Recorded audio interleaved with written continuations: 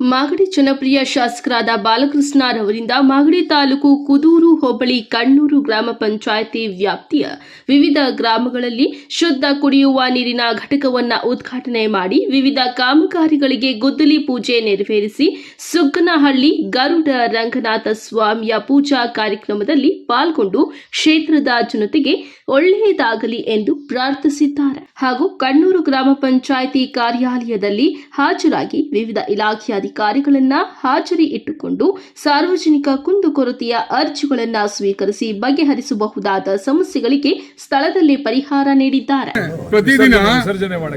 ಪ್ರತಿದಿನ ತಾವು ಪಟ್ಟಣಕ್ಕಿಂತ ಹಳ್ಳಿಗಳ ಕಡೆ ತಮ್ಮ ಓಡಾಟ ಜಾಸ್ತಿ ಆಗಿದೆ.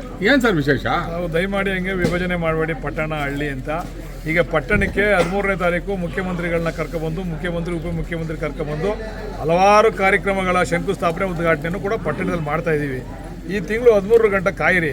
ಇಲ್ಲಿ ವಿಭಜನೆ ಇಲ್ಲ, ಪಟ್ಟಣಕ್ಕೂ ಮಾಡ್ತೀವಿ ಹಳ್ಳಿಗೂ ಮಾಡ್ತೀವಿ. ಅಲ್ಲ, ಬಾಲಣ್ಣ ಹೆಚ್ಚಿಗೆ ಪಟ್ಟಣಕ್ಕಿಂತ ಹಳ್ಳಿಗೆ ಒತ್ತು ಕೊಡ್ತಾ ಇದೆ ಗ್ರಾಮೀಣ ಪ್ರದೇಶಕ್ಕೆ ಅಂತ ಪ್ರಶ್ನೆ ಇಲ್ಲ, ಇಬ್ರು ಒಂದೇನೆ ಮಾಡ್ತೀವಿ. ಅಲ್ಲಿ ಏನಾಗ್ಬೇಕು ಅಲ್ಲಿ ಮಾಡ್ತೀವಿ, ಇಲ್ಲಿ ಏನಾಗ್ಬೇಕು ಇಲ್ಲಿ ಮಾಡ್ತೀವಿ ಗ್ರಾಮೀಣ. ಆಮೇಲೆ ಸರ್, ಈಗ ರಂಗನಾಥ ಸ್ವಾಮಿ ದೇವಸ್ಥಾನಕ್ಕೆ ಒಂದು 5 ಕೋಟಿ ದುಡ್ಡು ಬಂದಿದೆ ಸರ್. ಬಂದಿದೆ. ಆ ದುಡ್ಡು ಹಿಂದಕ್ಕೆ ಹೋಯ್ತು, ಮತ್ತೇನಾದ್ರು ಏನಾಯ್ತು ಅದ್ರ ಬಗ್ಗೆ ಒಂದಷ್ಟು ಮಾಹಿತಿ ಹೇಳಬೇಕು ಸರ್. ದುಡ್ಡು ಬಂದಿದೆ, ಫೈನಾನ್ಸ್ ಡಿಪಾರ್ಟ್ಮೆಂಟ್ಗೆ ಅಪ್ರೂವಲ್ ಹೋಗಿದೆ. ಅದನ್ನು ಕೂಡಲೇ ಬಿಡುಗಡೆ ಮಾಡಿಸಿ ಅಲ್ಲೂ ಕೂಡ ಕೆಲಸನ ಪ್ರಾರಂಭ ಮಾಡ್ತೀವಿ ಸರ್. ಆಮೇಲೆ 13ನೇ ತಾರೀಕು CM ಸಾಹೇಬ್ನ ಕರ್ಕೊ ಬರ್ತಾ ಇದ್ದಾರೆ ಸರ್.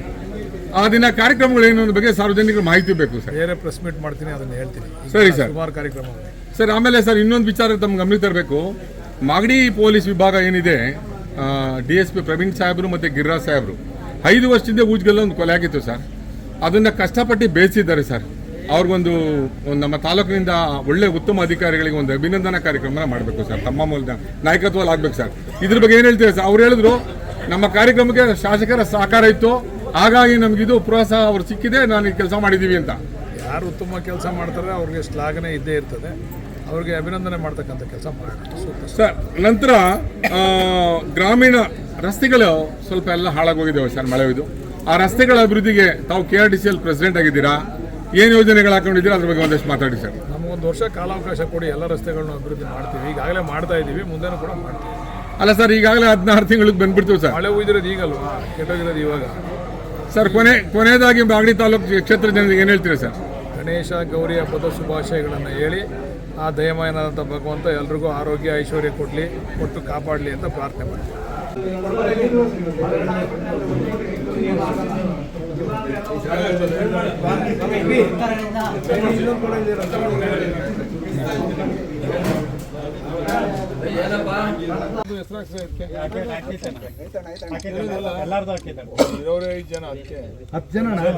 ಜನನು ಹಾಕೈತಿ.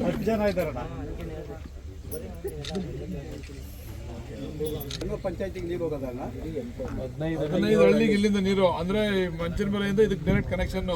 ಇದರಿಂದ ನಿಮ್ಮ ಓವರ್ ಟ್ಯಾಂಕ್ಗಳಿಗೆ ಹೋಯ್ತದೆ. ಫಿಲ್ಟರ್ ನೀರು ಇಲ್ಲಿಂದ ಫಿಲ್ಟರ್ ಆಗಿ ಬರೋದು. ಇದು ಮೇನ್ ಸೆಂಟರ್ ಪಾಯಿಂಟ್. ಇಲ್ಲಿಂದ ನಿಮ್ಮ ಓವರ್ ಟ್ಯಾಂಕ್ ಕನೆಕ್ಷನ್ ಎಲ್ಲ 15 ಹಳ್ಳಿಗೆ ಇಲ್ಲಿಗೆ 15 ಹಳ್ಳಿ ಹೈಟ್ ಇದೆ ಅಂತ ತಗೊಂಡಿದ್ದಾರೆ. ಶಿವಕುಮಾರ್ ಸ್ವಾಮಿ